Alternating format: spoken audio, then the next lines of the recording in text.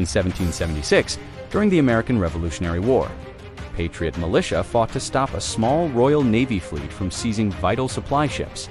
This clash along the Savannah River became known as the Battle of the Rice Boats. The British were desperate for rice to supply their forces. Local patriots worked to block access, scuttle ships, and deny provisions to the enemy. Though the Royal Navy managed to secure some supplies, the resistance was fierce. It showed how strategic resources, not just battles, shaped the war's outcome. The fight proved that control of food and trade routes could be just as crucial as control of the battlefield.